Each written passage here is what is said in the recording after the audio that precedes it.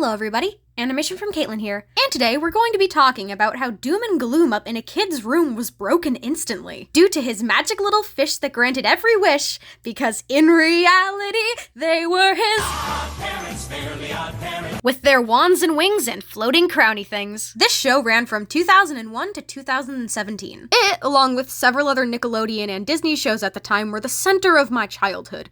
And the center of your childhood is the one thing you hate to see get ruined. So imagine my surprise when I'm watching Nickelodeon and I see this. Cosmo!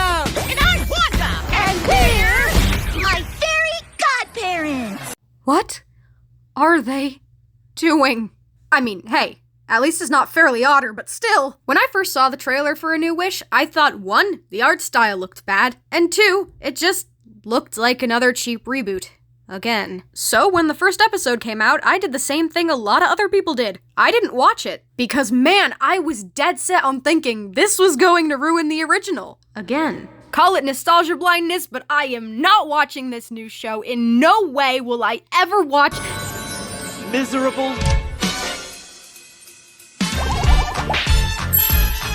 Hey kid, I'm Pooh. Well, at least I was. I changed my name to Perry.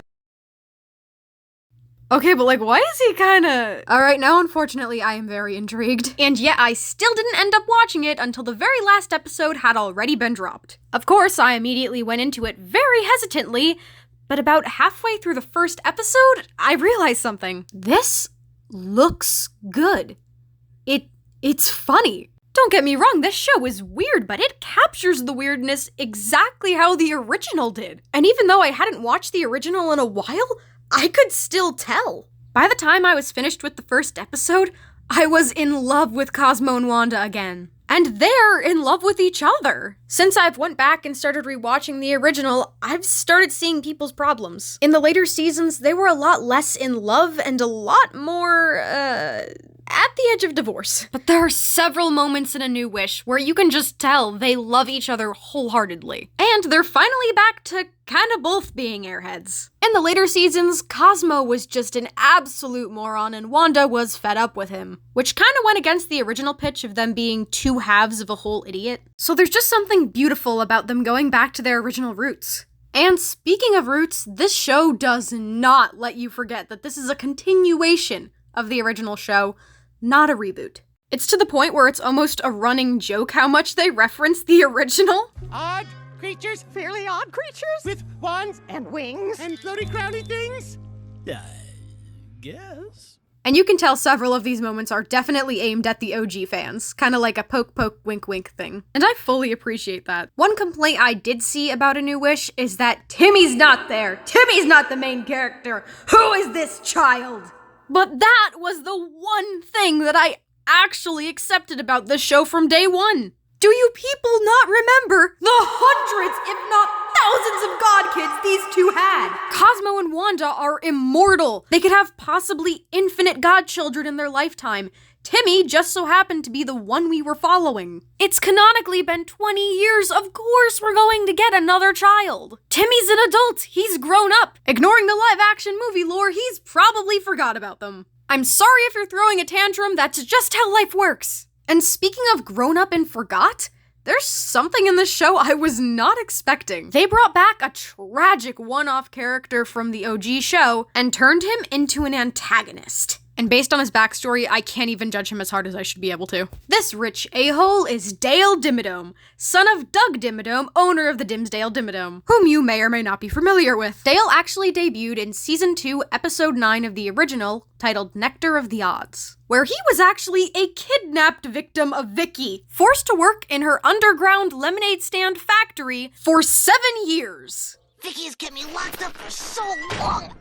For 7 years. But gone are his days of slave labor because now he's rich. And he has himself a son of his own, Dev Dimmadome. Due to his upbringing, Dev himself also acts as an antagonist for most of the show. But eventually, main character vibes take a hold of him as Hazel ends up getting him to open up. Getting to see their friendship blossom is actually really cute. But spoiler warning, things end up going wrong and they end up having a fallout, which really crushes development. Yeah, no, literally, his name is development. That is what Dev stands for. Regardless, he gets really sad and depressed over this, and also his dad hates him, and that's when we get to meet Perry! Meaning Dev is officially miserable, yay! All jokes aside, Perry and Dev's relationship is actually very cute and interesting. You can tell that growing up with Timmy definitely left a certain expectation for Perry in terms of a god kid. This being his first ever kid he's assigned to, he is obsessed with doing this correctly, but he's also really bored with Dev's wishes. Growing up with Timmy's nonsense really made him think every kid was like that, so Dev wishing for a perfect cupcake is just really boringly stupid in his mind. Little does he know he has created a practically impossible standard. No one will ever meet the level of menace that Timmy did. Also, watching a character we've known since a baby snap is really funny. Speaking of Snap, Dev is not happy that Perry is strictly following the rules, and very quickly starts to question what the point of having a magical creature is if it can't grant half of what you're wishing for. Eventually, they end up fighting over this, and it introduces us to the series' villain. While you can't argue Dev or Dale are villains, this one I count more as a villain than antagonist because he is perfectly fine with murder. In fact, he has been since his stupid little cube-shaped body was born. In the episode Best of Luck, we are reintroduced to Foop, or, because of Perry's name change, IREP. A thing I find really nice is that the characters that return are very consistent with their original counterparts. In IREP's case, he is just the same level of menace. If not worse now that he's older and doesn't need a nap. A detail I really like is that his little baby bottle wand has turned into a mace.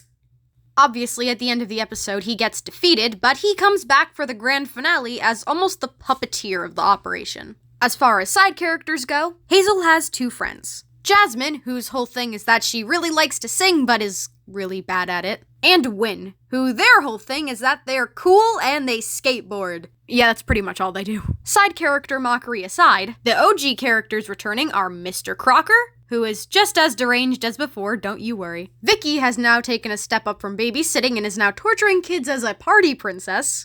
Why is she still working in childcare? She followed her passion, which is yelling at kids. And Timmy's friend, AJ, whose intelligence paid off because now he literally owns a university. Hazel also has an older brother named Anthony, and he's like the literal reason she has fairies, because he went to college and she was sad or something. But just because he exists doesn't mean I care about him or he's relevant. Because anyone who has ever watched A New Wish knows that Perry and Dev are the GOAT. And I definitely don't think I made this point clear, but I do really like Hazel. Like, she is absolutely adorable.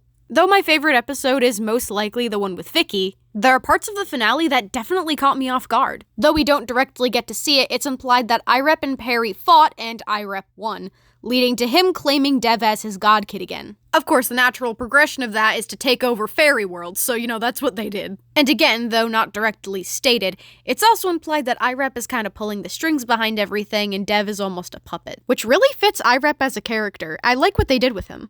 Another thing that caught me off guard was that earlier on in the series, we learned about this thing called magical backup, which is essentially when a fairy can't grant wishes, they end up getting clogged magically, and they explode into confetti, which is lethal. They die.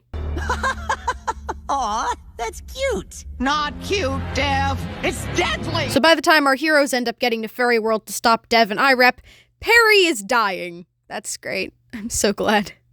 Why would you do this to him? Look at my boy. The way IREP acts also implies he knows very well that Perry is dying down there, and he is fully overjoyed by it. That on its own is really twisted, but also it fits him pretty well. IREP convinces Dev to reveal to the world that there are fairies, and then wishes for his dad to spawn in so he can finally see that he is worthy of his love. This is also the scene we learn Dev's full name. Development Devin Dimodomes. Now that he has the one thing he has always wanted, his father's love, he reassigns all god kids anti-fairy godparents. Again, even though he does have his motivations, there is no way he would even think about this without IREP kind of telling him to. So again, implied string pulling. Hazel gets banished, Cosmo and Wanda get captured, Dev throws a dance party. All great climactic stuff. We even see the return of anti-Cosmo and Wanda, who haven't really changed a bit. Big plot twist though, IREP actually doesn't give a crap about Dev. Who saw that coming? In fact, he's a whole lot more interested in how messed up Dale is, and the two become kind of partners in crime. Once again, leaving Dev with no one who loves him. Hazel forms a little ragtag group of resistance to go beat the crap out of them. And somehow it works, kind of. But now abandoned by both his father and IREP, Dev is starting to have second thoughts about what he's doing. If you remember, this whole conflict started because Dev was mad Perry kept following the rules. Dev goes to check on the fairies only to find out that Perry is at the brink of death, and he goes on to explain his behavior in a really heartbreaking way. Keeping me from getting what I want.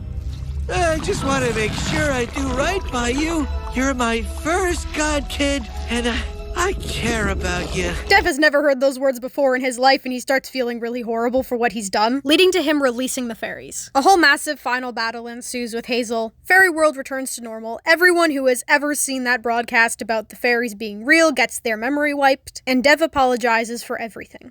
Yeah, well, maybe I deserve it, Hazel. Oh, you definitely do.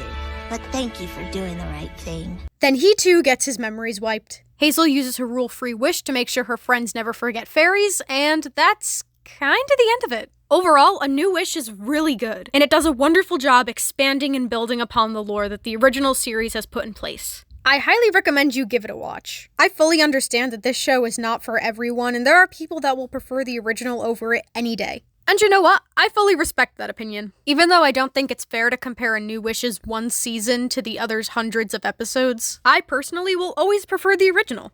Like I said in the beginning of the video, it was the center of my childhood. In fact, the more I look back on my art journey, the more I realize that I probably started drawing my hair with spikes when I was little because of Timmy. So yeah, A New Wish is great, and I highly recommend you guys give it a watch if you wanna.